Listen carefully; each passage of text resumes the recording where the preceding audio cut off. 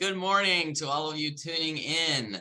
I'm Dr. Jason Bolton, Vice President of Community Partnerships and Admissions for the Help Group, and I will be moderating this morning's webcast, Traditional versus Specialized Camps, Which is Better for Kids with Autism? Since August 2020, we have offered more than 20 webcasts that have covered a wide range of topics, including the mental health impact of the pandemic on our youth, the benefits of psychotherapy for autistic individuals, the intersection between autism spectrum disorder and LGBTQIA+, and most recently last month, we dealt with my child was diagnosed with autism, now what?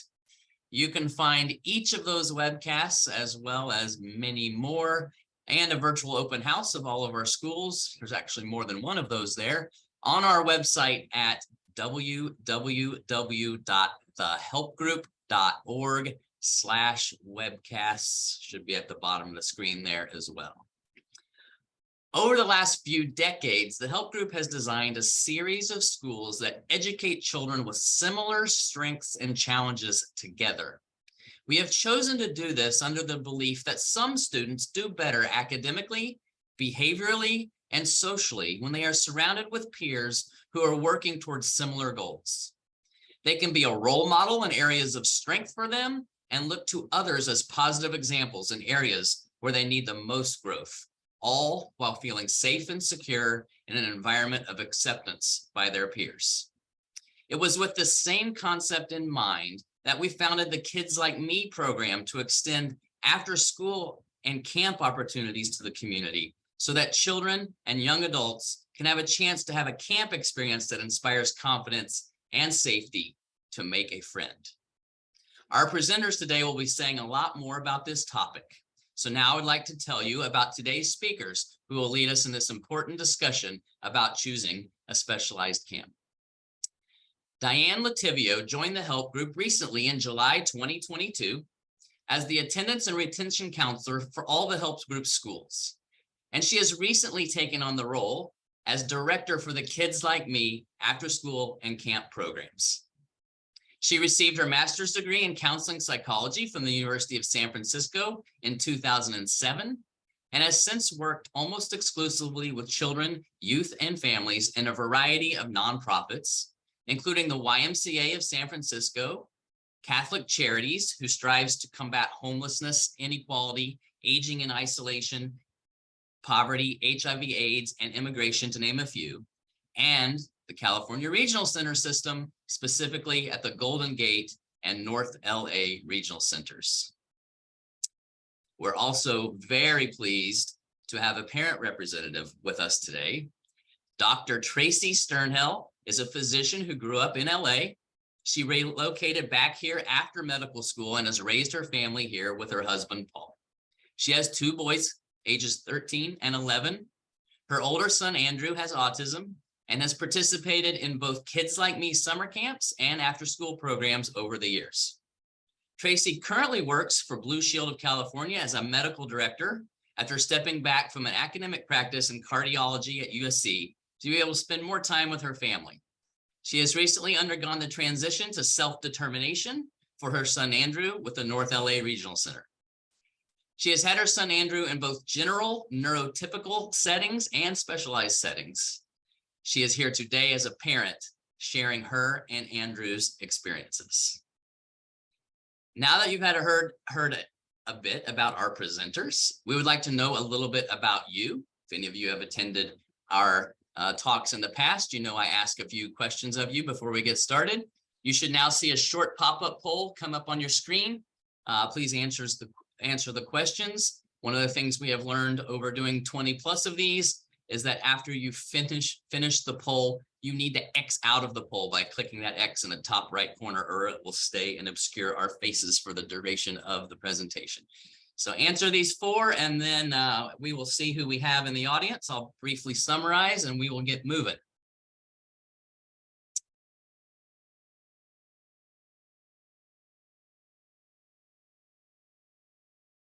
And they are coming in fast and furiously.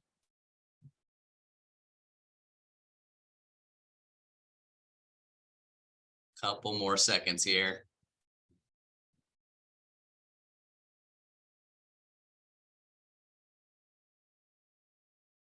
Okay, so I always ask if this is the first time you've been with us, or if this is your first time, and so we have about half and half.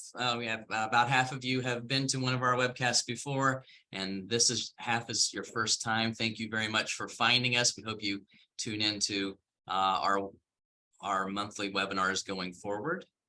I love to ask who you are, and we have about 2/3 of the audience are parents, and a few mental health providers, and some that didn't fit in any of those categories that we gave.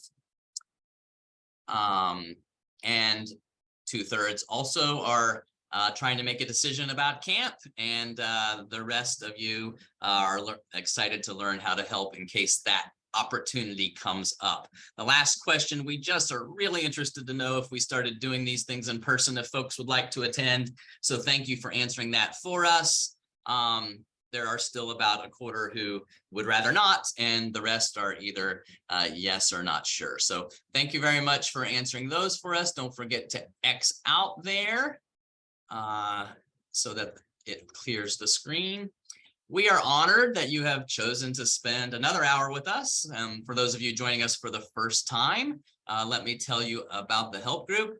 For those who have been with us 10 times, you could probably do this instead of me. But among other social and mental health services serving the entirety of LA County, including outpatient mental health services and intensive family intervention programs, the help group operates 13 non-public schools in LA County for students with autism spectrum disorders, learning disabilities, ADHD, developmental delays, and emotional challenges. We contract with more than 80 local education authorities, meaning school districts or charter schools who act as their own district, to provide special education and related services to more than 1,000 students. During the presentation, you may use the chat function to present questions you would like the panelists to address. In this presentation, the presenters also plan to ask you, or they may ask a few times some questions, and you can respond to them in the chat as well. We will have a question and answer section at the end of the webcast, and we will attempt to answer as many of those questions as we can. From doing several webcasts, we know that we will not be able to get to all the questions. So if there are some salient and frequently asked questions that we don't get to, we will attempt to answer those by email after the presentation is over. I will say this again a little later, but just so everyone knows, this presentation is being recorded and will end up being posted on our webpage that I talked about earlier. Okay, so now I have the great pleasure of introducing our first speaker this morning, Dianne Lotivio.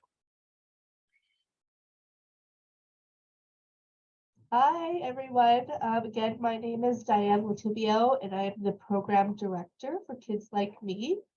Just to start off, a little bit about me. I was your typical camp kid. My mother shuffled me off, and every time there was no school, she'd shuffle me off to camp. And so I did a lot of stuff at the local park and rec. I did tennis and baseball, arts and crafts. I also attended the YMCA camps as a camper and did everything that they offered, swam, did outdoor archery. And then as I got older, I became involved with camps as an employee, and I facilitated and planned those activities. And I did fun camps, I did traditional camps, I did academic camps, specialized camps, you name it, I've probably done them in some capacity. So I can say with certainty that there are some fundamental differences between what we consider traditional camps or mainstream camps and specialized camps. Let me first say, though, that one type of camp isn't necessarily better than the other. They both provide safe and supportive and fun experiences for each camper, and each has its pros and cons. So our discussion today is really to help you understand what those differences are so that you can choose what is better for your child. Next slide. Oh, next slide. Thank you. So what is the difference between traditional camps and specialized camps? It really comes down to the type of population and programming. So traditional camps offer a wide range of activities from arts and crafts to outdoor fun. A camper attending a traditional camp might create an art project in the morning and then might be doing a sports activity in the afternoon. Traditional camps are typically open to any child regardless of ability, although if a child does need more support in order to be successful, most camps offer that child additional support in the form of a one-to-one aid in order to ensure their safety and security. Standard staff ratios, however, range from 1 to 6 to 1 to 12, depending on their age. And the environment is typically loud and fun and engaging, energetic. It's also very, very long. So when I was working at the YMCA, a child could be there as early as 7 in the morning for morning care, all the way until 5 for aftercare. And then camp activities are typically led by recreational professionals in the fields or college students looking for a gig during their off time. On the other hand, while camps for special needs populations also offer a wide range of activities, programming is typically modified or accommodated to meet the needs of the children. For example, camp hours in specialized camps are typically shorter. Kids like me, for example, rents only about 5 hours to accommodate for those energy levels. In addition, programming not only takes ages but also ability levels into account when creating those peer groups that the groups that they spend with each other. Again, using Kids Like Me as an example, our Camp Sunshine is grouped not only by ages, but by level of support need. We have a younger group who require low levels of support, and then another younger group who require higher levels of support. Activities for these groups will be the same, but the level of accommodation and adaptation will vary. In terms of ratios, camp ratios in specialized camps typically range from 1 to 3 to 1 to 5, again, depending on age and ability. And lastly, staff in these camps tend to have more training in regards to neurodiversity prior to actually working in camp. Next slide.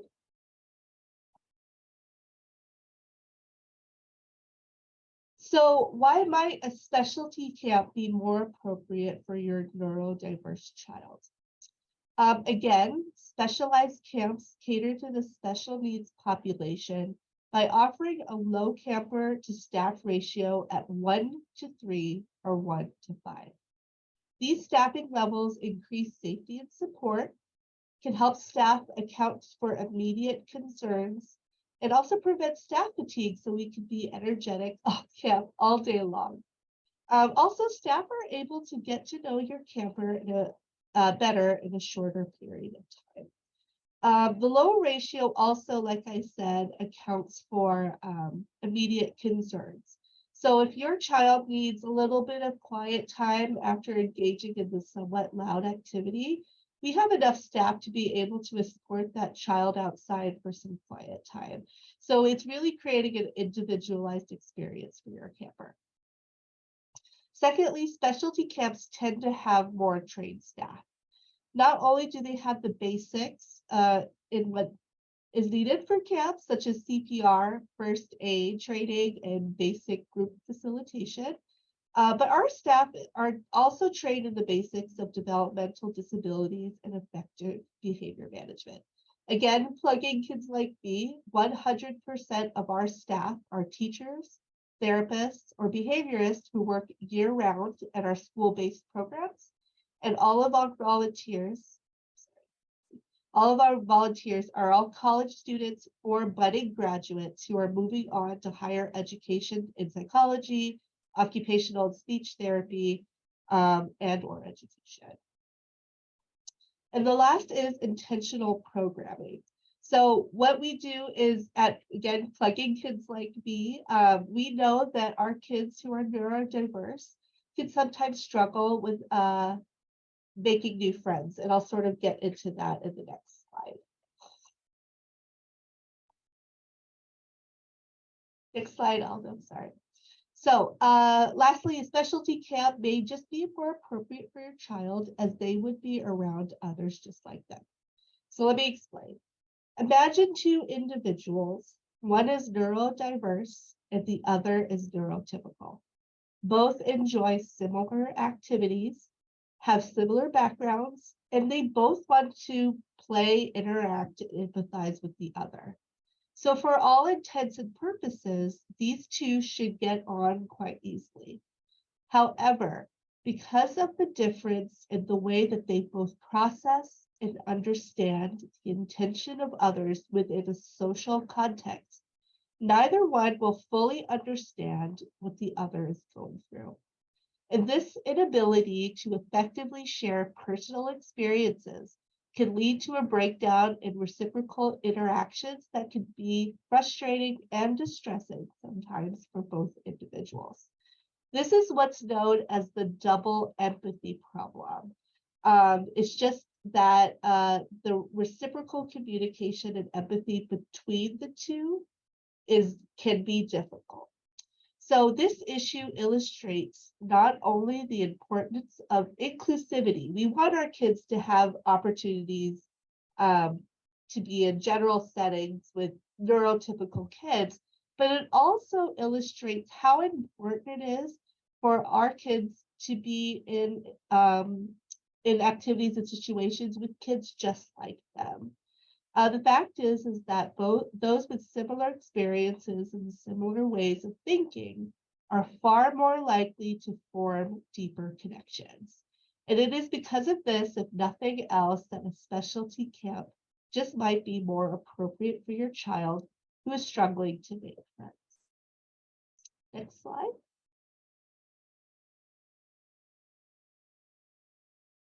So I'm gonna hand it over to Dr. Sternhell. She is the mother of one of our previous campers, and actually they're gonna be attending camp this year as well.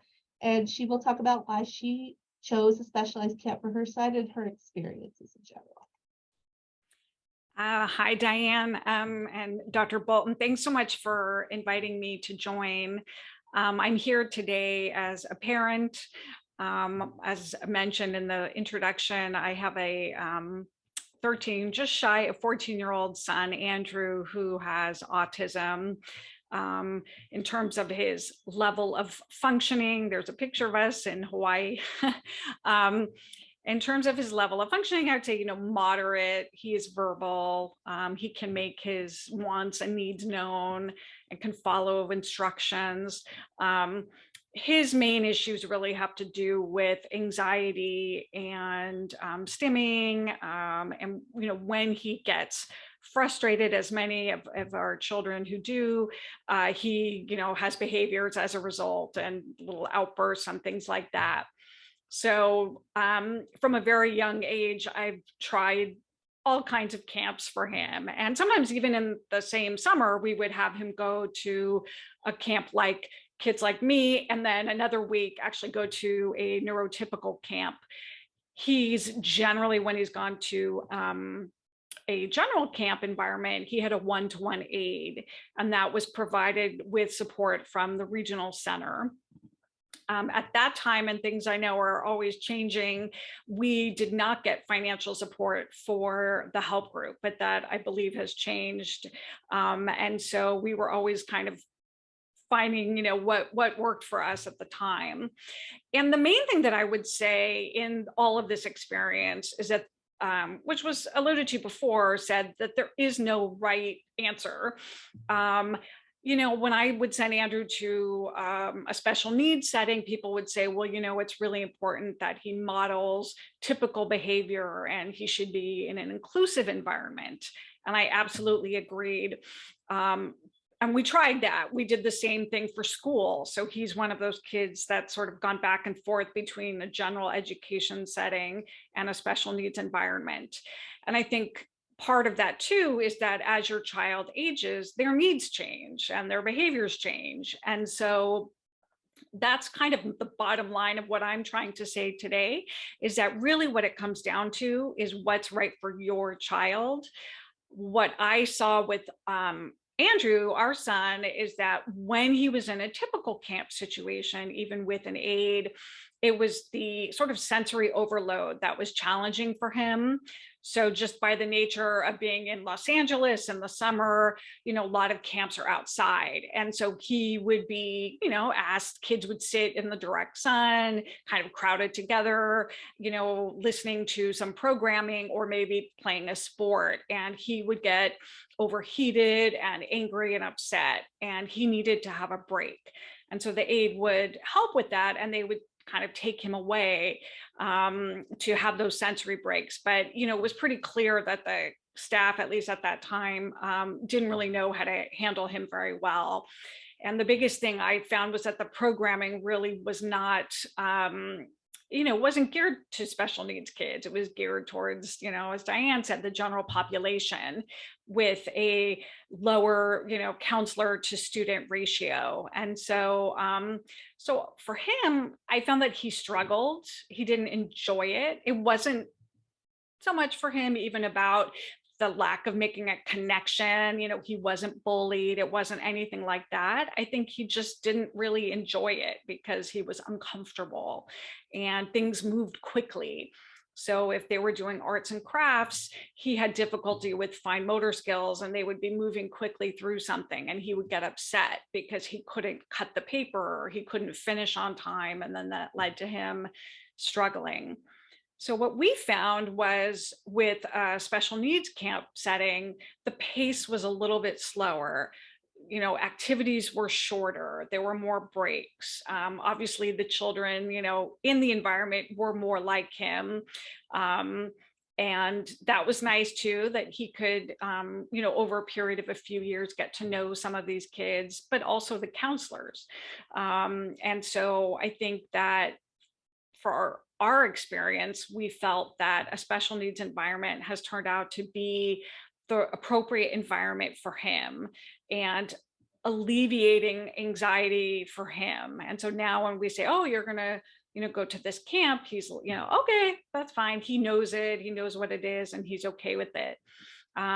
He, again, because of the staffing ratio and the fact that the programming was tailored more to his needs, he didn't require a one-to-one aid like he did in a general education, neurotypical setting. So he was able to handle and, manage and be managed in that environment. And so I really appreciated that. For me as a parent, I will be honest in saying I also had less anxiety knowing that he was in an environment like that. I knew he would be safe. I knew that people would, get him, and it wouldn't be, when he would come back at the end of the day, I didn't have to worry about, oh, well, he had this tantrum, this happened. It was like typical day, doesn't matter what happened. Everybody gets it. So I appreciated that too. I don't think that that's, the reason to send your child to a special needs camp necessarily. What it really comes down to is what's best for that child. But that was just a nice little bonus for me as a parent, knowing that I could kind of relax. So those are sort of the main things. I mean, I think what I'm seeing too is, my son is now, kind of in puberty and entering an older age. And this is something that, I continue to reassess, just like I do for his school environment. Definitely, he's a different child, as he was at 6 and 7 than he is as an almost 14-year-old. And so one other thing is, you can try something for a summer and then next summer try something else. But my main thing was setting him up for success and making sure that he was happy. And so for me, this worked, but it may not necessarily be the same for all of you. So I'll stop there. I'm happy to answer questions towards the end, and I can also provide my email if any of you have questions that you'd like to ask privately too.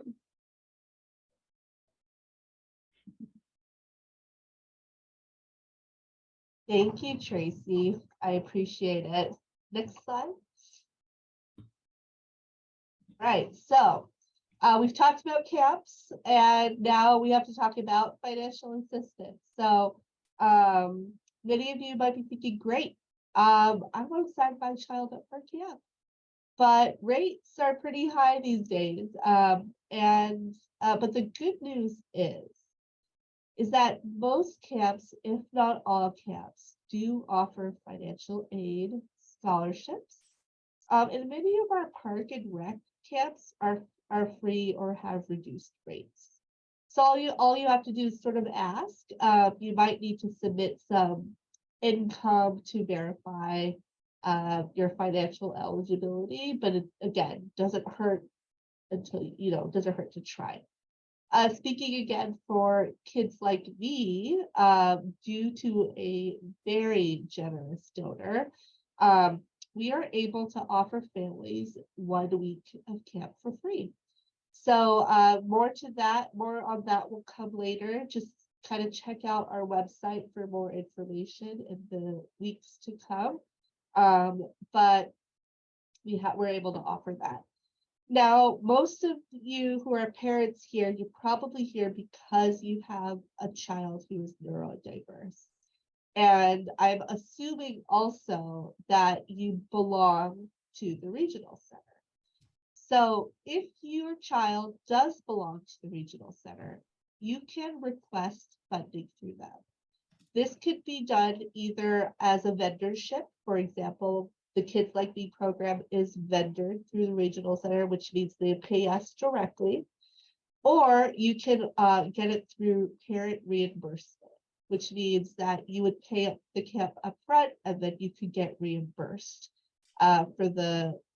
for what you paid.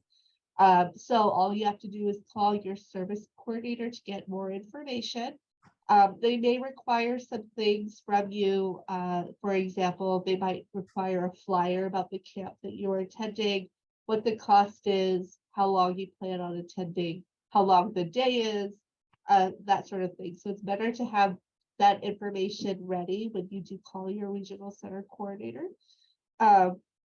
And the regional centers in this area are North Los Angeles Regional Center, Lanterman Regional Center, East Los Angeles Regional Center, South Central Regional Center, and West Side Regional Center. So you can certainly try and get funding through them. Next slide.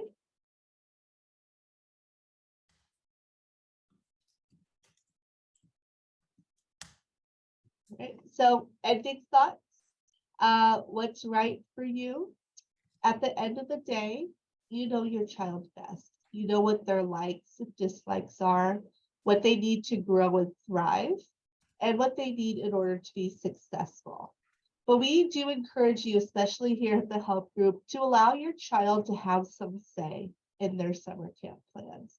It's always great to start advocacy early on. So if they have some say in where they want to go, they will more likely have a good time. But summer, is a time to play, explore, make new friends. So, wherever you choose, just know that the help group is here to support you and your family. Please call us if you have any questions, especially if you want to hear more about Kids Like Me. So we ended a little bit early, but this is a time to sort of answer some questions that I saw in the chat. I was going to respond to them in the chat, but I think I'll do them now. So the first question here is, does mention specialized camp specific to private schools and camps, or applies to special education program, ESY, and school district as well? So they're completely two completely different things. ESY is considered extended school year, which is provided by the school district, is typically free, and it's more academic based. Specialized camps are more recreational in nature. They typically are not held during the months of ESY. For example, Kids Like Me is held in June. Then extended school year starts in July. And then we do one more week of Kids Like Me in August. So I hope that answers your question. Diane, let me add on a little bit to that question. I was actually going to tackle that myself as well. So I'm not sure how many folks who are in the audience have children who are enrolled in our schools or enrolled in other non-public schools. But traditionally, children who are in non-public schools are also funded for 20 days of ESY, extended school year, which the community often calls summer school. Now, it is possible that on the IEP, your child is not funded for ESY. So it's something that you definitely hear on April 12th, you definitely want to look into and make sure that your child does have ESY funding. And then they will be able to attend those 20 days of summer school. For the help group, our school's ESY is July 10th through August 4th. And then as you'll see if you are interested in our camps, they are on days in which we don't have school on our campuses as well. So if your child has an IEP and does not have funding for an NPS, you are also going to want to really look at your IEP. And again, being April 12th, it's time to do it today to see what services are being offered for your son or daughter this summer as far as ESY is concerned. That will vary district to district, but definitely time to start looking for that because you'll want to take advantage of it for the most part, and then look for camp experiences that are either before and or after the ESY time. Thank you, Dr. Bolton. Next question, what is the upper age for your camps? And then I'll tackle the next question as well. My son is 21, nonverbal autistic, so he could not go to camp, or do you have this age group? So for Kids Like Me in particular, we go all the way until age 17. So that is sort of our age limit. However, there are camps available, specialty camps available for older than that. You kind of want to look for the phrase day programs. That's usually the term for our neurodiverse community, and it is typically funded through the regional center system. So if your son is 21, nonverbal autistic, he can go to camp. He just probably needs a little bit more support that either the regional center will fund, or maybe the camp that you decide to go to will provide as well. Diane, let me jump in, Diane, again. Tracy, I think you might be good to handle this one. You talked a little bit about it in what we talked about earlier, but bear with me. It's a little lengthy, the question, but let me read the question to you. How do you counter the camper who is tired of special camps and would like to feel like a typical camper? For 15 years, I ran a social skills intervention camp and teen job program where the kids with autism only made up about 10% of the population, and they were always adamant that they get to be like a normal kid there, so our support was private to the camper and not obvious to their peers. It sounds like your example of Andrew having a one-to-one in a typical setting, but the question he or she started out with was, how do you counter the camper who is tired of special camps and would like to feel like a typical camper? Sure. I mean, I think my advice would be to try to go with what your child would want. So, I mean, again, it comes down to setting that child up for success. So if my son said, I want to be with other kids who, are more typical, or I'm tired of this camp, it's boring. It's, I think then that I would give it a try. As many of us have learned, and I certainly have learned as a parent, I always have an exit strategy, meaning, if my child didn't like a typical setting or, was frustrated, I would be prepared to potentially remove him from that or try something different, or see if there was an opportunity to do that typical setting with a one-to-one aid or whatever it takes. But I tend to follow what my child seems to want. And that's true of any activity. So there are certain activities we had him in when he was younger, and then he got bored and tired, and we said, okay, that's okay, we'll stop that. And these were often special needs groups, like, special needs soccer, or even special needs ice hockey, which he kind of liked for a while, and then he just seemed to outgrow it or whatever. And so we would stop those and then try to find new activities for him. In this case too, it could also be the nature of the camp, and that maybe it's not the right even special needs environment, and that it's not stimulating enough. And so maybe there is a different program that might be more stimulating. One of the things too I found with Andrew is that in this particular age range, he sort of aged out of the younger kid groups.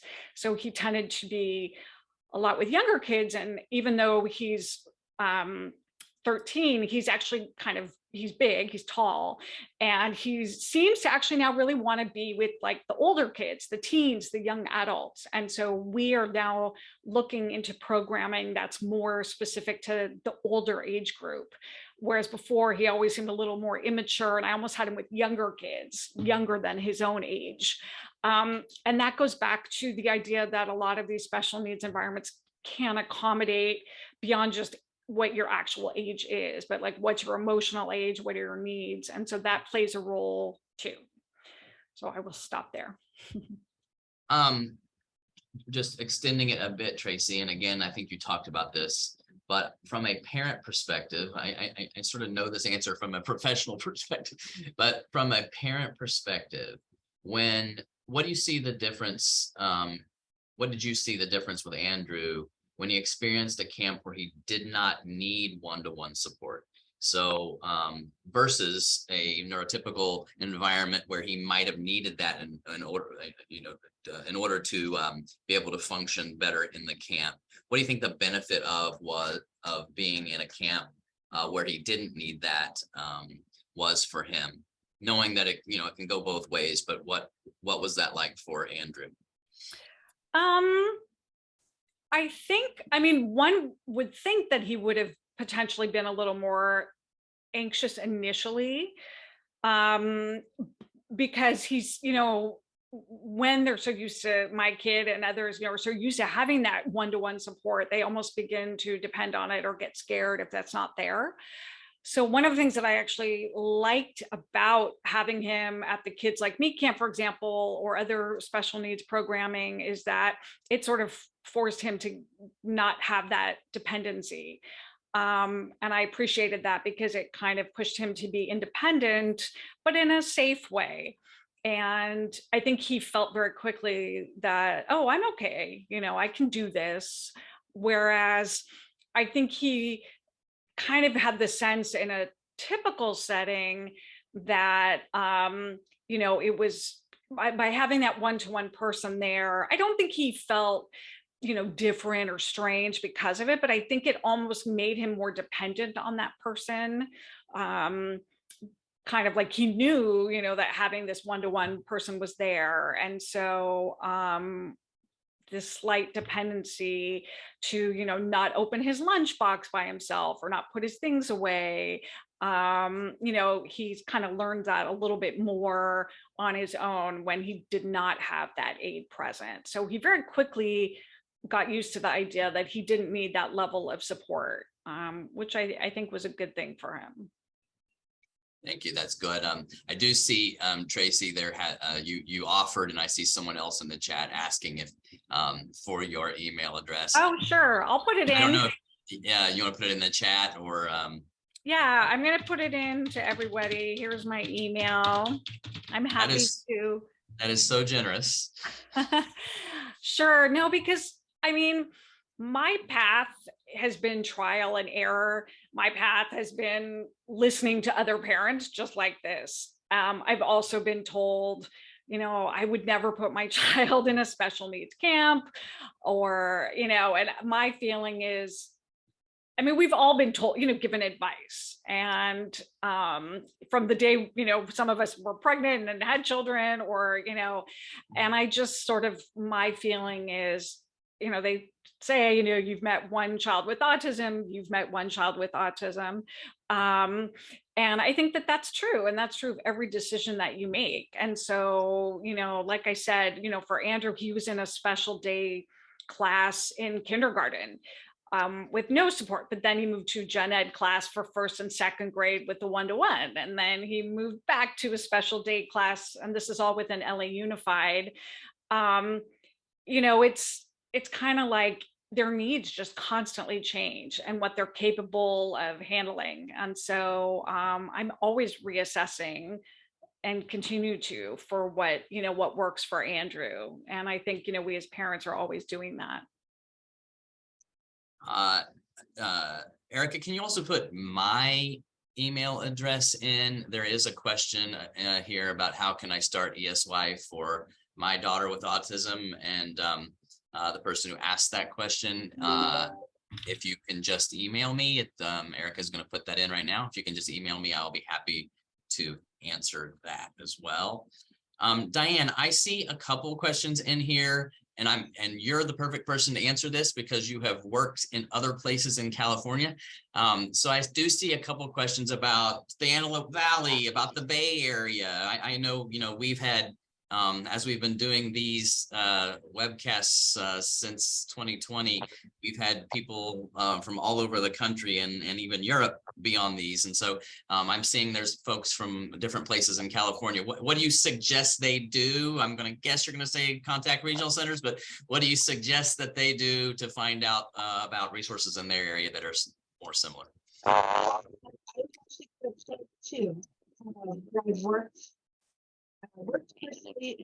Your audio is a little off.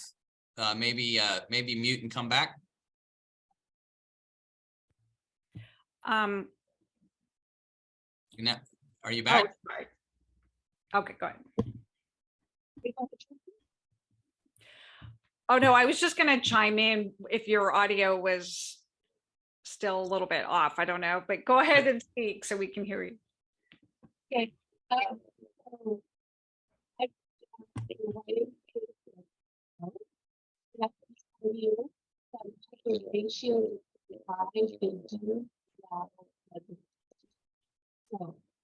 life is really fun. Very happy, very energetic, and yeah, Dianne, it's not coming through. I was waiting just to make sure it was me, but now I'm seeing that it's not coming through. You want to, Tracy, go ahead. But Dianne, do you want to answer in the chat as best you can? Yeah.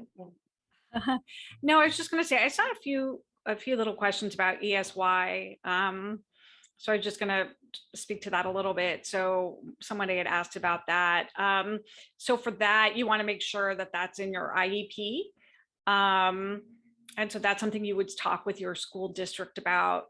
The other thing is that I'm just saying too, I actually sent my son to ESY along with camps. And so when he was in a special day class, then for the summer program, for the ESY program, he would also be in a special day class. So they will continue whatever that environment is for your child for the summer.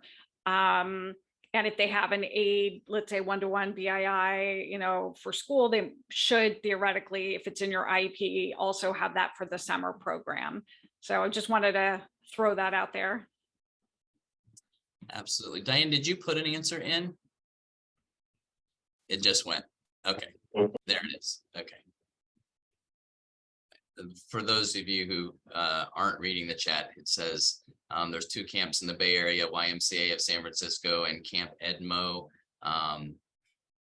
One is a traditional camp, and there's others that are more specialty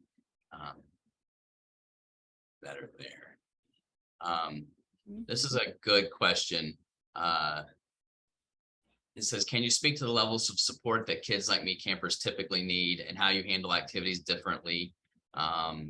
Do most kids who attend kids like me typically need more or less support? So this question is very specific to our camps. So I can't speak to what other specialized camps are doing, but sort of similarly to how I started the webcast off describing how we have designed our schools and camps, we've done the same thing with our summer camps. So we offer 3 different summer camps, and you'll be able to find all this information at kidslikeme.org/camps.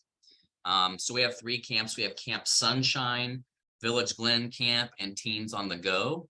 And they are appropriate for Camp Sunshine for 6 to 16-year-olds who need higher levels of support. And then Village Glen is also that same age group for kids who tend to be able to function more independently. And then Teens on the Go is a very interesting program that's for kids 14 through 17 that need minimal supports and can safely engage with the community. And they do a lot of things out in the community, a lot of community-based programming. So Erica just posted in the chat where you can read descriptions about each of those camps. So thank you for that question. It's quite relevant. Dianne or Tracy, do you have any last things that you'd like to chime in with? And I'm just checking to see if any new questions have rolled in. Yeah, I can chime in on two things that are in the chat real quickly. So one is about the one-to-one aid. What I have found as a parent is that most neurotypical camps, so general settings, will allow you to bring a one-to-one aid with you. Many regional centers will fund that as well. For the special needs kind of specialized programming, it depends. Some don't want you to bring your own person in. Some, so you kind of have to check on that. And then the other one was about the parent who asked about their son who doesn't want to go to camp. So the way I would, Annette, so I don't call it camp then.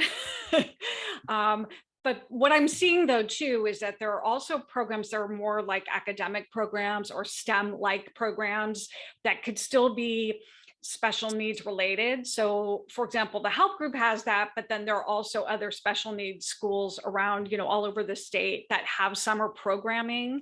And it's not necessarily camp, it could be robotics or cooking or different classes.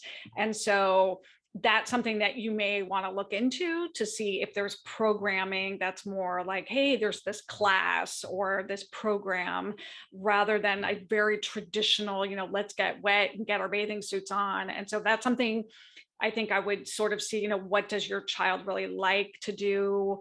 Or to look at sort of these more alternative types of environments, because I've tried that with Andrew as well, looking at camps that are a little bit more like STEM type of programs, to just see if that's something that he might like. And there are so many more of those types of programs popping up. So the best way is really to get a list of all the schools. I started with that, seeing what are the schools and then seeing if they have summer programs. And so that's a good way to start. All right. Well, we're running down on time, and we took a lot of questions. So thank you, Dianne and Tracy. It was great to have this discussion about the benefits of specialized camps. And just thank you again for joining us and sharing your expertise and your experiences, and being very open about Andrew's experiences as well. As I said earlier, this presentation was recorded, and we will let you know when it's available to view and share with your colleagues and friends. I think we answered most of the questions, but if there were any that we didn't able to get to today, we will share some of those with you in a follow-up email as well. Our next webcast will be entitled Let's Flip the Script. What if your ADHD is a strength and not a weakness? Practical tips and tools for kids and adults with ADHD to improve your outlook and life. That sounds pretty interesting to me. It will be live on Wednesday, May 17th at 10 a.m. Pacific. We'll reach out to all of you on this webcast to let you know more details as they emerge. Okay, if you have a pen and paper handy, you might want to pull it out, or your cell phone to take pictures of these slides, because we have a lot going on that I want to tell you about before we end, in addition to the next webcast. We also want to invite you to our 10th annual Special Needs Resource Fair, held on Sunday, April 30th from 11 to 2 at our campus in Sherman Oaks. There will be exhibitors representing schools and camps, social skills programs, behavior intervention, special needs, estate planning, which is very important, as well as fun activities for kids. For more information, you can go to www.thehelpgroup.org/resource-fair. Don't forget the dash. As we have talked about, the Help Group schools will be offering 4 weeks of summer school from July 10th through August 4th. If your student is already enrolled in one of our schools, we can't wait to see you there. If not, and you would like to know more information about how to qualify for NPS funding, or would like to know about the possibilities of paying privately for 20 days of school this summer, please reach out to our admissions department at admissions@thehelpgroup.org, or you can browse some information on our website about those programs at www.thehelpgroup.org/school/summer programs. And finally, most related to why you attended this webcast, if you're interested in our summer camps for students ages 6 through 17, please go to kidslikeme.org/camps for more information, and feel free to reach out with any questions that you have by email to kidslikeme@thehelpgroup.com. Most likely that'll be Dianne answering back to you for those questions. At the Help Group, we always endeavor to provide the best education to our students and to impart what we have learned about best practices to parents, other schools, and communities. If you would like to know more about our schools and programs, you may go to our website at www.thehelpgroup.org, email our admissions department at admissions@thehelpgroup.org, or you can even call us at 877-943-5747. Thank you so much for joining us. We appreciate your choosing to spend your valuable time with us today. We at the Help Group are here for you when you need us. I have started the tradition of closing by reminding us all to please hold on tight to the ones you love and reach out to those with whom you have lost touch. We need each other now more than ever. Have a great rest of your day and hope to see you again soon.